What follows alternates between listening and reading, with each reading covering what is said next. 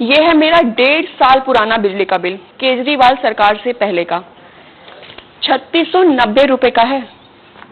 और ये मेरे पिछले महीने का बिल, सिर्फ 1360 रुपए का।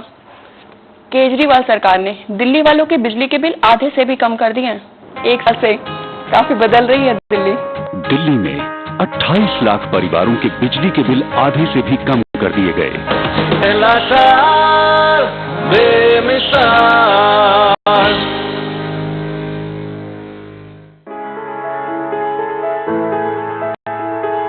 माननीय मुख्यमंत्री श्री अखिलेश यादव जी की बहुमुखी सोच और हमारे प्रयास से हमने बनाया लखनऊ को एक विकसित शहर।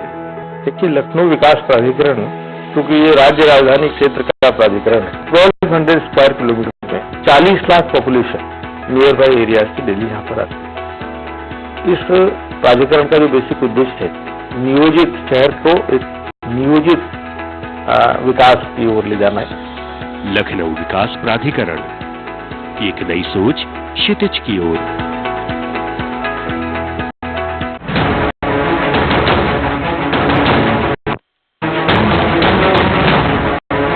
स्टार्स की महफिल में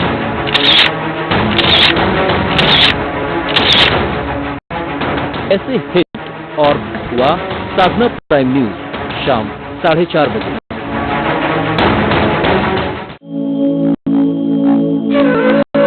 जिंदगी कभी धूप सी, कभी छांव सी, जिंदगी कहीं पास सी, कहीं दूर सी, जिंदगी जरा अपनी सी, जरा पराई सी।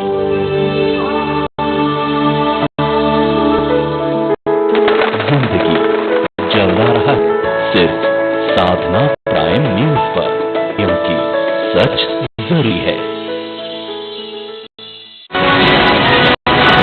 अब आप अपना भरोसेमंद न्यूज चैनल साधना प्राइम न्यूज देख सकते हैं एयरटेल डीटीएच के चैनल नंबर 263 पर।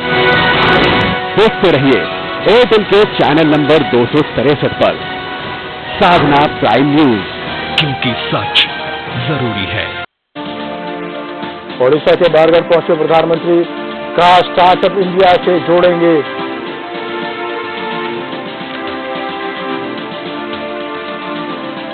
स्किल डेवलपमेंट से जुड़े गांव के युवा 4 राज्यों के दौरे पर है पीएम मोदी, वाराणसी भी जाएंगे।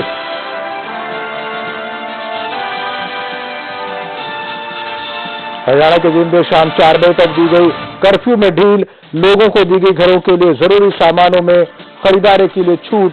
जाट आरक्षण की हिंसा में अब तक हो चुकी 8 लोगों की मौत।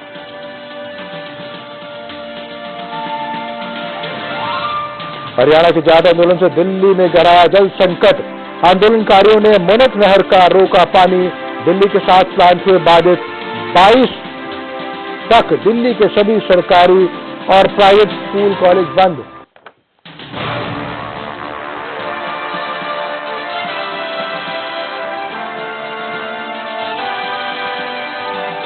भारतीय किसान यूनियन और खाप के प्रदर्शन का दिखने लगा असर, आंदोलनकारियों का सड़कों पर उतरकर उग्र प्रदर्शन, नेशनल हाईवे पर लगाया जाम।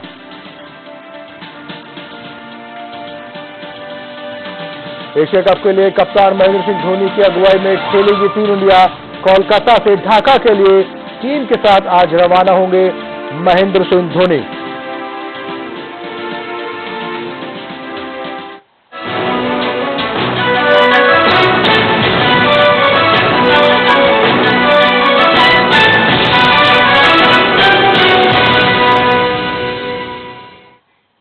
नमस्कार, मैं हूं मारूफ रजा। स्वागत है आपके इस खास कार्यक्रम में। जाट आरक्षण को लेकर हिंसक हो चले आंदोलन ने रविवार को विकराल रूप धारण कर लिया। हरियाणा में आरक्षण की आग के सामने नियम और कानून की धज्जियां उड़ाई गई, जबकि पुलिस और प्रशासन प्रदर्शनकारियों पर काबू पाने में अब तक बिल्कुल नाकाम साबित हुए हैं। सुबह से हो रही आगजनी और तोड़फोड़ का दौर जारी है, जिसके बाद हरियाणा के 6 शहरों में कर्फ्यू लगा हुआ है। रोहतक और भिवानी में शुक्रवार से ही कर्फ्यू लागू है। रोहतक में उग्र भीड़ ने कानून को धता बताते हुए घरों में पथराव किया। हिसार में सेना की गाड़ी को भी प्रदर्शनकारियों ने वापस लौटने पर मजबूर कर दिया। हरियाणा में हिंसा पर निगरानी के लिए सरकार ने कंट्रोल रूम बनाया है, लेकिन सब का सब धरा का धरा है। प्रदर्शनकारी जो चाह रहे हैं, जब चाह रहे हैं, वैसा वो आसानी से कर पा रहे हैं।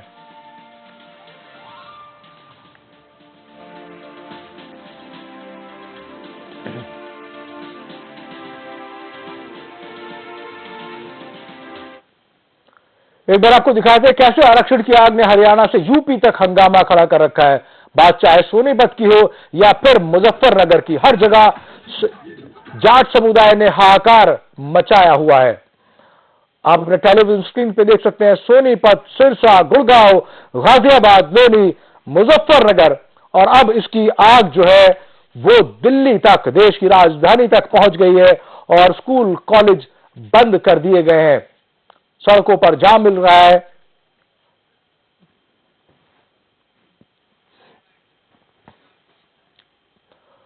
हालांकि हरियाणा के डीजीपी यशपाल सिंघल ने प्रेस कॉन्फ्रेंस कर बताया कि स्थिति फिलहाल कंट्रोल में है। उन्होंने लोगों से शांति बनाए रखने की अपील भी की है। दिल्ली के लोगों को जाट आंदोलन की वजह से जो पानी की समस्या का सामना करना पड़ रहा है, उसका निवारण भी जल्द करने की उन्होंने बात कही है। बाई एयर डिप्लॉय किया जा रहा है। 39 कंपनियां हमारे पास पहुंच चुकी हैं, 39, और 24 में डिप्लॉय हो चुकी हैं। बाकियों को बाई एयर डिप्लॉय किया जा रहा है। इसी प्रकार आर्मी के 69 कॉलम्स हमारे पास पहुंच चुके हैं और उनको भी डिप्लॉय कर दिया गया है। हाँ, हमने कल शाम को एक अपनी प्लान ऑफ एक्शन, हमें क्या करना है, किस तरह करना है, सारे डिस्ट्रिक्ट वाइज हमने अपना एक फॉर्मुलेट कर लिया है और उस प्लान को हम इम्प्लीमेंट कर रहे हैं और जिसके अच्छे रिजल्ट आज हमारे को सुबह मिले हैं। वही तमाम राजनीतिक दलों का इस मुद्दे पर क्या कुछ कहना है, आइए वो भी आपको सुनवाते हैं। कोई न कोई समाधान निकलेगा और मैं सभी से अपील करना चाहता हूं कि वह शांति व्यवस्था बनाए रखें और ताकि कोई अनहोनी घटना, अप्रत्याशित घटना जिस प्रकार की घटित हो रही है सब सारी न होने पाए। प्रदर्शनकारियों को भी और सबको कि शांति कायम करें, भाईचारा न टूटने दें, भाईचारा बनाएं और शांति कायम करें। देखिए, राज्य सरकार को जल्दी फैसला करना चाहिए। आंदोलन जो हिंसक हो गया है, इस बात की तकलीफ है मेरे को। जाटों को आरक्षण देने का विधेयक हरियाणा सरकार ने बजट सत्र में लाने की बात पहले ही कह चुकी है।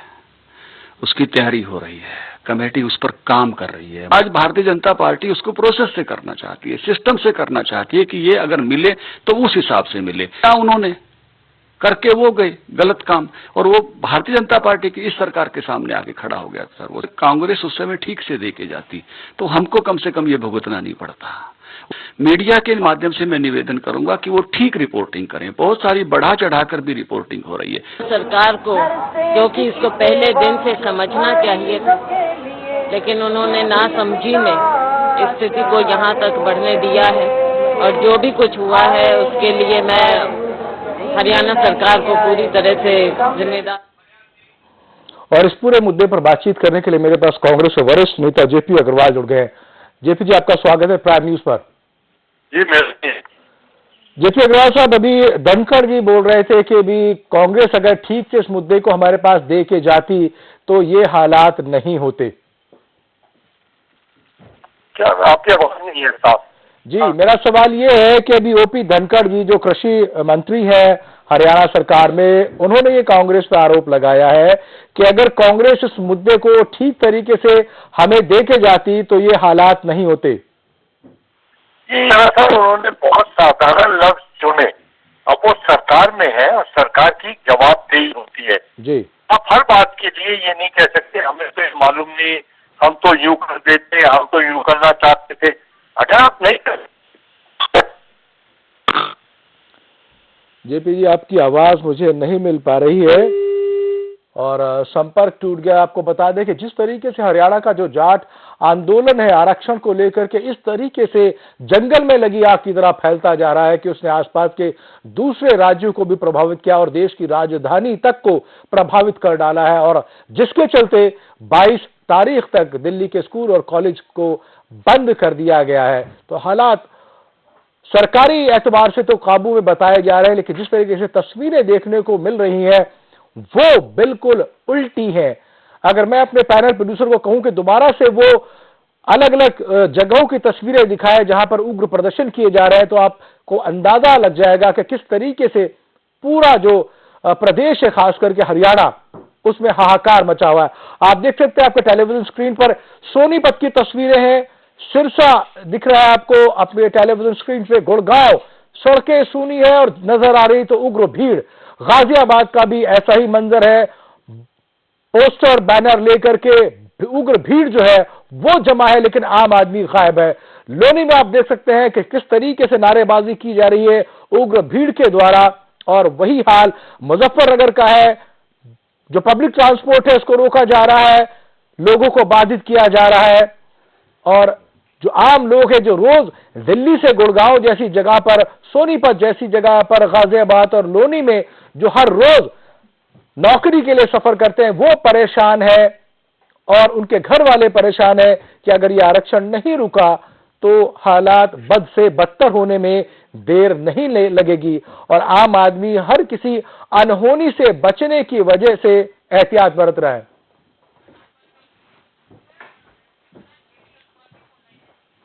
जी, और इस बीच मेरे साथ दोबारा से संपर्क में है जेपी अग्रवाल जी, कांग्रेस के नेता हैं। अग्रवाल साहब, आपसे बात होते होते बीच में संपर्क टूट गया, आप अपनी बात पहले पूरी करें, फिर मैं चर्चा को आगे बढ़ाऊंगा। यही कह रहा था कि ये बड़ा आसान रास्ता है और लफ्ज हैं जो चुनते हैं भारतीय जनता पार्टी के लोग जी कि साहब कांग्रेस हमें ठीक तरह देखे जाती, इसलिए उन्होंने अब नहीं हैंडल कर पा रहे। तो अगर वो हैंडल कर पा रहे थे तो क्यों सरकार में आए। आज एक बहुत सेंसिटिव मुद्दा है, उस मुद्दे को उनको हल करना चाहिए। हमने अपनी सरकार के समय उनको आरक्षण दिया था, आरक्षण का वायदा भी करा था जी, और हमारी जब सरकार थी तो 5 साल आपने देखा बड़े आराम से हुड्डा साहब के 10 साल निकले, कोई तकलीफ नहीं हुई।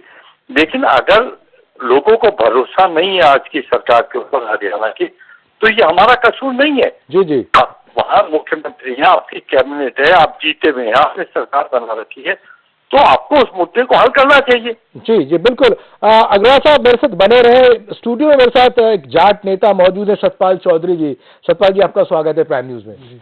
जी, क्या लगता है जब सरकारों ने भरोसा दे रखा है, आपको आरक्षण का वादा दे रखा है, उसके बावजूद भी ये उग्र प्रदर्शन क्यों हो रहे हैं?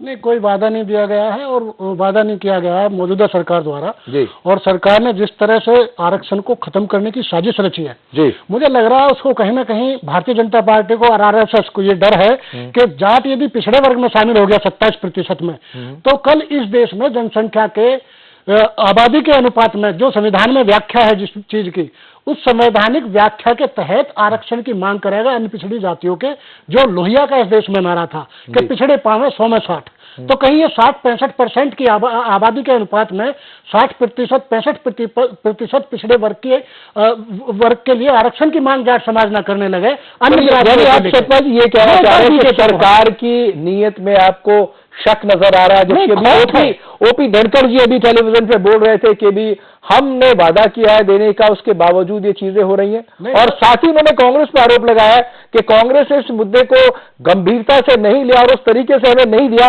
वरना ये हालात नहीं होते। नहीं, चलो मान लेते हैं कांग्रेस ने कोई त्रुटि छोड़ दी होगी उसमें।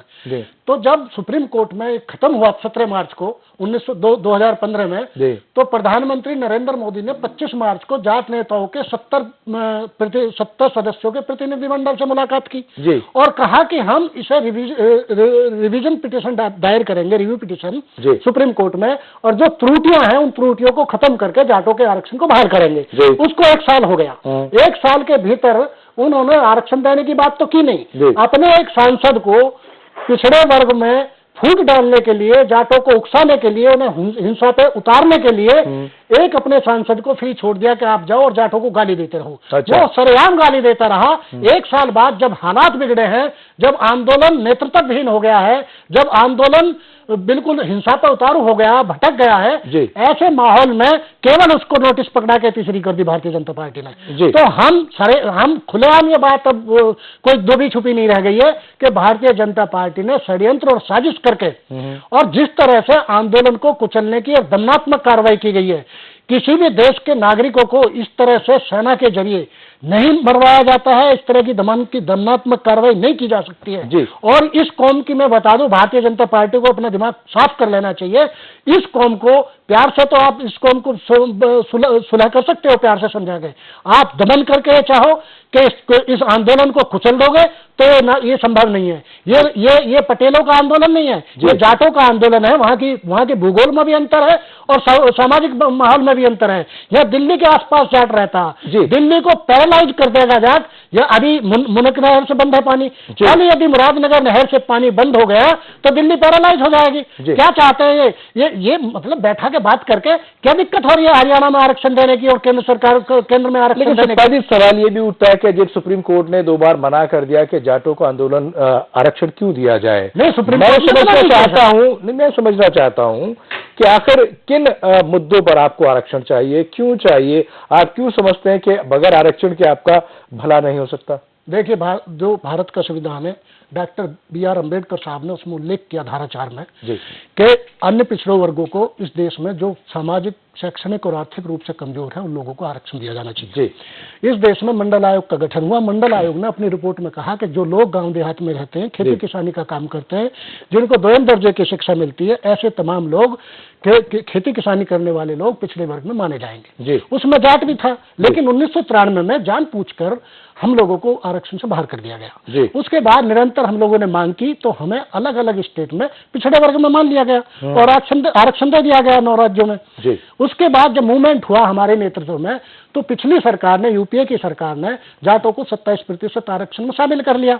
अब उसमें कोई त्रुटि रह गई होगी, उसके लिए भारतीय जनता पार्टी ने तब समर्थन किया था और उसके बाद वादा किया प्रधानमंत्री ने कि हम उस त्रुटि को दूर करके इस आरक्षण को दोबारा से बहाल करेंगे। चलिए, जेपी अग्रवाल जी, मेरा जोड़ेगा। अग्रवाल जी, क्या लगता है कि सरकार की मंशा नहीं है, सरकार इस मुद्दे को सुलझाना नहीं चाहती है और जिस तरीके से हालात बढ़े हुए हैं वो दिल्ली तक जो है बिगड़ने की नौबत तक पहुंच गई है, अगर ये ऐसी चलता तो ये जाट आरक्षण का जो आंदोलन है कहीं ना कहीं कई आसपास के राज्यों को अपनी चपेट में लेगा और पूरी जो व्यवस्था है, प्रशासनिक व्यवस्था है, वो चरमराएगी। मारूफ राजा साहब, इसको अगर आप ध्यान से देखें, जो भी आपके साथ प्रतिनिधि थे जिन्होंने बस सफाई के साथ के मुद्दों पर अपनी बात को रखा। जी, मेरे स्टूडियो में मौजूद है वो। मेरे स्टूडियो में मौजूद है। हाँ, तो मैं ये कह रहा हूँ कि जब हमने किया, कोर्ट ने रोक दिया, अब अपने चुनावी वायदा करके आप सरकार में आ गए, उसके बाद उसको भूल गए। आपने सोचा हमारा काम तो निकल गया, अब आगे चलो हमें क्या करना है जाटों का या किसी और का। जो वायदे उन्होंने किए थे 100 वायदे कर दिए आसमान छूने वाले, लेकिन नतीजा उसका वही हुआ। देखिए, लोग फ्रस्ट्रेशन में आते हैं, उनको लगता है कि इन्होंने हमें धोखा दिया है और इससे बड़ा धोखा क्या होगा कि मोदी ने खुद इनके प्रतिनिधियों के साथ बैठकर ये काम त्रुटियां दूर करके रिव्यू पिटीशन गिरेंगे और वो नहीं पूरा हुआ और उसके बाद सरकार सुनने को तैयार नहीं है। अगर आपने वायदे करा तो वायदे पूरे करो। जी, सरकार में आ सकती है। बिल्कुल बिल्कुल। सचमा जी, क्या लगता है कि इस सरकार ने वाकई उस तरह की ईमानदार कोई कोशिश नहीं की कि आपको था कि आपके मसले को गंभीरता से बातचीत करे और उसका कोई हल तलाश करके दे? नहीं, केवल हमसे वाय किया गया, लेकिन 1 साल में उस पर भी काम नहीं हुआ। यदि कहीं कोई रिव्यू पिटीशन दाखिल होती सरकार की तरफ से, उन त्रुटियों को, जिन त्रुटियों का जिक्र भारतीय जनता पार्टी कर रही है, उन त्रुटियों को दूर करने की दिशा में थोड़ा बहुत भी काम होता तो हम लोगों को लगता है कि हाँ, हमारे साथ न्याय हो रहा। और फिर जहां तक हरियाणा का ताल्लुक है, हरियाणा में हुड्डा सरकार ने अकेले जाट को नहीं दिया, 4 अन्य जातियां भी उसमें, रोड भी, त्यागी भी थे, सिख भी थे, लोगों को दिया गया था 10% विशेष आरक्षण का आरक्षण की व्यवस्था की गई थी। आपने उसको भी आते ही उड़ा दिया। उसे तो सरकार भी दे सकती है हरियाणा की, फिलहाल उस पे मरहम लगाने का काम करते, फिर उसके बाद त्रुटियां होती, त्रुटियों को दूर करने का काम करते, बैठ के शांति की बात करते। अब आप हेलीकॉप्टर लाके सेना को डिप्लॉय करके और ऊपर से आसमान से इस देश के नागरिकों पे आप बम से हमला करोगे, इस तरह के हालात आपने पैदा कर दिए। चलो अनिला जी मेरे से जुड़े सतपाल जी, बीजेपी की प्रवक्ता। अनिला जी आपका स्वागत है प्राइम न्यूज पर। जी, क्या लगता है कि जाट आंदोलन का ये अंत कब हो जाएगा? जो आप वादा कर रहे हैं, ओपी धनखड़ जी भी कह रहे हैं कि हमने वादा किया है और देंगे, कब दे देंगे ताकि ये जो आरक्षण की जो आग है जो धीरे धीरे दिल्ली तक आ पहुंची है, कब रुक जाएगी और कैसे रुक जाएगी? ये आग देखिए बिल्कुल रुकेगी। जाट जो है, मैं हमेशा ये बात को कहती हूँ, जाट जो है बहुत भोला होता है, बहुत भावुक होता है, परंतु वो मूर्ख नहीं है। वो अपना हक जानता है, उसको क्या चाहिए और क्या नहीं चाहिए। और इस वक्त जो भारतीय जनता पार्टी की सरकार है हरियाणा प्रदेश में, आपने देखा है मुख्यमंत्री जी ने भी कहा है कि वो इसके विषय में बेहद गंभीर है और इसको बिल्कुल जो उनका लेकिन सवाल ये उठा है, अगर ये मुद्दा इतना गंभीर था और आपको इसकी गंभीरता का भी आकलन हुआ होगा और नहीं हुआ हो तो आज आपको दिख गया कि इतनी मौतें हो गई हैं, हर जगह त्राही त्राही मची है, तो क्या जरूरी नहीं था कि इस मुद्दे की गंभीरता को देखते हुए समस्या बनने से पहले इसका समाधान कर लिया जाता? देखिए, जिस प्रकार से ये आंदोलन की आग फैली है और इसमें बहुत सारे लोग हमारे मृत्यु को भी प्राप्त हुए हैं, बहुत दुखदाई है। यहाँ पर मेरे ख्याल से कोई भी राजनीतिक दल अगर होगा इस पे उसको बहुत दुख भी होता है, क्योंकि इस प्रकार के जब हालात पैदा हो जाते हैं। परंतु इसमें मैं यहाँ पर क्या कहूँ, बहुत से राजनीतिक दलों ने आग में घी डालने वाला काम भी किया है। तो आप बुझाने का काम करो ना, आप बुझाने का काम करो, आप सरकार में है, आप आग घी में आग को भड़कने क्यों दे रहे हैं? आप सरकार में है, आप उसको खत्म करने का काम करो। बात ये है, ये हिटलर की सरकार है, आपकी आवाज नहीं सुनी जाएगी वहाँ। हम तो मांग कर रहे हैं 23 सांसद इस्तीफा देकर अपने घर बैठ जाए, चूड़ी पहन ले जो जाटों की वोट लेकर संसद में बैठे हुए हैं। मैं आपको जो गुस्सा आ रहा है, मैं आपका गुस्सा बिल्कुल समझ सकती हूँ।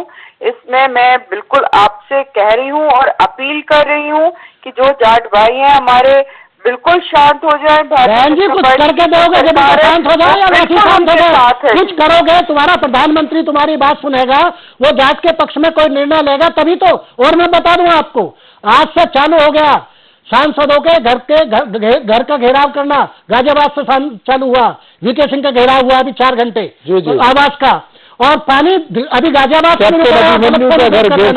इस देश को आप लोग जिम्मेदार होगे। भारतीय जनता पार्टी में जितने भी जाट कार्यकर्ता, मेरा उनसे अनुरोध है, इस पार्टी को छोड़ दो, ये जाट विरोधी पार्टी है, इसमें आप रहोगे, जाट आपको सपोर्ट नहीं करेगा, वोट नहीं करेगा, और यदि आपको अपनी बिरादरी की वोट और सपोर्ट नहीं मिलेगी तो वह आप काय के लिए हो? आप देखिए, मैं आपसे फिर कह रही हूँ, जो आपको गुस्सा आ रहा है, मैं उस पर कोई प्रश्न चिन्ह नहीं लगा रही हूँ, परंतु मैं थोड़ा सा आपको याद दिलाना चाहूंगी। आपने उत्तर प्रदेश का अभी जिक्र किया, उत्तर प्रदेश में भी अगर जाटों को आरक्षण दिया, वो भारतीय जनता पार्टी ने दिया। यहाँ पर आपको भी पता है, केंद्र की बात करते हैं, प्रकार से कांग्रेस और आरएलडी ने मिलकर कच्चा पक्का काम करके वो चले गए, जो कि सुप्रीम कोर्ट में चैलेंज हो रहा था। आपकी जिम्मेदारी 1 साल हो गया।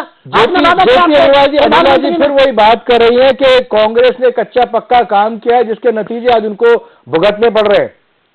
और मैं ये आपसे कह रही हूँ, आपसे विनती भी कर रही हूँ, ये आंदोलन को शांत कर दीजिए। उन्होंने वायदा किया है, आप विश्वास तुम्हारी अपील को कौन सुनेगा? कौन सुनेगा तुम्हारी अपील को? जब तुम झूठ बोलते हो, जब तुम जुमलेबाजी करते हो, तो तुम्हारी अपील पर कौन यकीन करेगा? आपकी अपील पर कोई यकीन नहीं करेगा। और जाट को, और बताऊं मैं आपको, यदि आपको शांत करना है, सुन लो, यदि जाट को शांत करना है तो सबसे पहले हरियाणा से खट्टर साहब को हटाइए। यदि ये प्रदेश भारतीय जनता पार्टी शासित प्रदेश ना होता तो मैं गारंटी से कह रहा हूं, मोदी जी अब तक इस स्टेट में राष्ट्रपति शासन लागू कर देते। जो जंगल राज हो गया, जो व्यवस्था आपका मुख्यमंत्री नहीं संभाल रहा, उसे क्या 1 मिनट भी हक है? वो मुख्यमंत्री बने रहने का? उनको नहीं हटाया जाना चाहिए? जाटों ने हमेशा इस देश की रक्षा करी है। आज रक्षा करेंगे तब भी लोग अपने हक के लिए, आप पहली बार अपने हक के लिए निकले हैं। तो हम देश को ये भी बताना चाहते हैं कि जब देश की रक्षा कर सकते हैं तो अपने हक के लिए भी मर मिट सकते हैं। मैं बिल्कुल बिल्कुल मैं आपको अपडेट दे दूं कि इस आंदोलन की वजह से दिल्ली में सारा का सारा सिस्टम जो है वो सरबरा गया है। दिल्ली में जो पानी पीने का नहीं बचा है, ये साफ तौर से जो हेडलाइंस चल रही है। और उत्तर प्रदेश की बात करती हूँ तो उत्तर प्रदेश में तो अभी तो हमारा आरक्षण और केंद्र में भी गलती सारी की सारी कांग्रेस और आप डील कराना रहेंगे, डबल फेंकने का काम क्यों कर रहे हो? देखो जी, सुप्रीम कोर्ट में मामला जो है सुप्रीम कोर्ट कौन होता है ये बताइए? करने में टाइम लगेगा। संविधान नहीं है देश का, आप ऐसा बहानेबाजी ना करिए। इस देश का संविधान है, लोकसभा में बिल लाना चाहिए, लोकसभा में बिल लाके जाट आरक्षण लागू कर दो। कौन सा कोर्ट रोक देगा आपको? बताना। ये बहानेबाजी नहीं बहन जी, ये बहानेबाजी हम जानते हैं, हम भी पढ़े लिखे हैं, पढ़े लिखे लोग हैं। आप ऐसे बहका नहीं सकते कौम को। ये कौम भोली भाली हो सकती है लेकिन बहकाए में झूठ पर झूठ से कौम जो आपका यकीन नहीं करेगी। मैं आपसे यही तो कह रही हूँ कि जाट जो भोला हो सकता है पर मूर्ख नहीं है। प्रधानमंत्री ने देश को बचाने का काम लोग मर चुके रहेंगे, ये शर्म की बात नहीं है। प्रधानमंत्री अब तक उसकी तो प्रतिक्रिया नहीं आई है। तो भाई बहुत लोग मर रहे हैं, आपको माफी नहीं मांगनी चाहिए।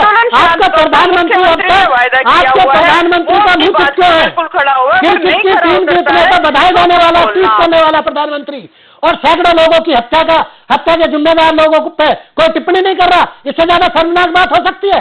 क्रिकेट की टीम को जीतने पर बधाई देने वाला प्रधानमंत्री, और हरियाणा में राजा की स्थिति पैदा हो गई है पूरे देश में और उसका मुंह तक नहीं खुल रहा। अनिला जी, आप देख रहे थे गुस्सा जो है वो सिर्फ आज का नहीं है और एकदम अचानक आया हुआ नहीं है। तमाम भरोसे के बावजूद जब कोई व्यक्ति टूटता है और उसकी जो आश खत्म होती नजर आती है तो उसका गुस्सा फूटता है, फिर वो मरने मारने पर आमादा होता है। बेशक जाट बहुत मासूम है, लेकिन कोई मासूम अगर अपने उस पे आ जाएगा तो उससे बड़ा उग्र कोई नहीं हो सकता और उसका खामियाजा आसपास के राज्यों को भुगतना पड़ रहा है। आज दिल्ली में पानी की जबरदस्त किल्लत होने जा रही है हरियाणा की वजह से। अब बजट सेशन शुरू होने वाला है, क्या माने अनिला जी, क्या आप इस मुद्दे को लेकर के संजीदगी से संसद के पटल पर रखेंगी? देखिए, बिल्कुल ये बात मैं हमेशा हर चैनल पे भी यही बात करती हूँ कि अगर पार्लियामेंट में बाकी जो पॉलिटिकल पार्टी जो इसमें आग में घी डालने का काम कर रही हैं, जिनकी वजह से आज ये सिचुएशन खड़ी हुई है, मैं हमेशा उनसे ये प्रश्न करती हूँ कि आप भारतीय जनता पार्टी के साथ खड़े हुए मिलोगे जब ये मुद्दा आएगा? और मुझे बहुत ताज्जुब होता है कि जब और पॉलिटिकल पार्टीज, जब मैं उनसे ये पूछती हूँ, चैनल पे ऑन एयर पूछती हूँ, तो किसी के मुंह से कोई आवाज नहीं निकलती है। चलिए अनिला जी, वक्त नहीं है, सतपाल जी वक्त नहीं है। आपका भी शुक्रिया अनिला जी, आपका भी शुक्रिया, और जेपी अग्रवाल जी आपका भी शुक्रिया। मुद्दा आज का नहीं है, पहले का है। सरकारें आई, वादे किए गए, फिर नई सरकार ने उसको लिया, लेकिन किसी ने भी मुद्दे की गंभीरता को नहीं समझा, वरना समझा होता तो ये हल हो जाता। इस तरीके से उग्रता करके सड़कों पे नहीं निकलता और दूसरों के लिए सरदर्द नहीं बनता। फिलहाल जरूरत है कि इस मुद्दे की संजीदगी को समझते हुए उसका हल तलाशा जाए, ना कि उस पर राजनीति की जाए। फिलहाल इतना ही, लेकिन प्राइम न्यूज पर खबरों का सिलसिला लगातार जारी है।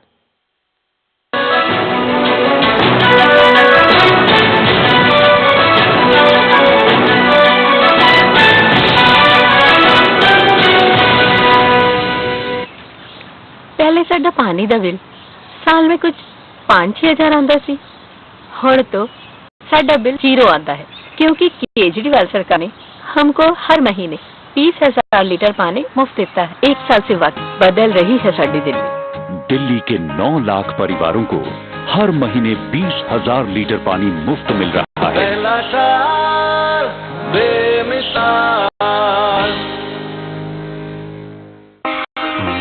दादाजी, आपका नाम क्या है? रमेश प्रसाद। आपको कैसे पता? ये देखो। नहीं चलेगा, बर्थ सर्टिफिकेट नहीं आपके पास? बर्थ सर्टिफिकेट के बिना लाइफ आजकल बहुत मुश्किल हो सकती है? मेरे पास तो है birth certificate. Birth certificate school में एडमिशन, सरकारी नौकरी, वोटर आईडी कार्ड और पासपोर्ट हासिल करने में मदद करता है। इसे आप बच्चे के जन्म स्थान पर 21 दिन भीतर नगर निगम नगर पालिका से बिल्कुल मुफ्त पाएं।